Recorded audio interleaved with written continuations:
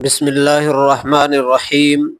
عید قریب تھی اور خلیفہ وقت حضرت عمر ابن عبدالعزیز رحمۃ اللہ علیہ کے گھر میں غربت کا یہ حال تھا کہ بچوں کے پاس پہننے کے لیے نئے کپڑے تو دور ڈھنگ کے پرانے کپڑے بھی نہ تھے۔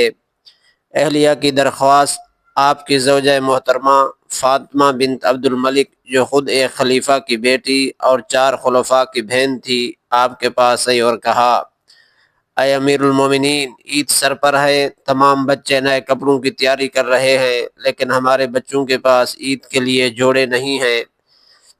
اگر آپ بیت المال سے اپنے اگلے ماہ کی تنخواہ ایڈوانس لے لیں تو ہم بچوں کے لیے کپڑے سلوا سکیں گے۔ خزانچی کو حضرت عمر ابن عبدالعزیز رحمۃ اللہ علیہ نے اپنی اہلیہ کی بات سن کر بیت المال کے خزانچی وزیر خزانہ کو ایک رکا لکھا کہ مجھے 1 ماہ کی تنخواہ پیشگی عنایت کر دی جائے تاکہ میں بچوں کے لیے کپڑے بنوا سکوں۔ خزانچی کا جواب: خزانچی، جن کا نام بعض روایات میں مزاحم بتایا گیا ہے، بہت دور اندیش اور اللہ سے ڈرنے والے شخص تھے۔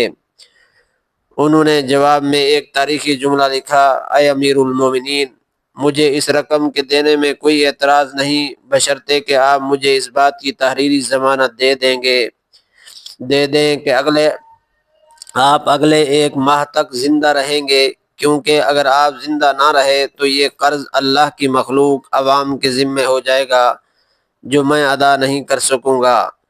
خلیفہ کا رد عمل: جب حضرت عمر ابن عبدالعزیز رحمۃ اللہ علیہ نے یہ جواب پڑھا تو آپ کی آنکھوں میں آنسو آ گئے اور آپ نے اپنی اہلیہ سے فرمایا: اے فاطمہ، کیا تم چاہتی ہو کہ میں 1 ماہ کی زندگی کی ضمانت دے کر اپنے بچوں کے لیے کپڑے بنواؤں؟ نتیجہ یہ نکلا کہ بچوں نے وہی پرانے کپڑے دھو کر عید گزاری، لیکن اپنے باپ کی آخرت اور بیت المال کی امانت میں خیانت نہیں ہونے دی۔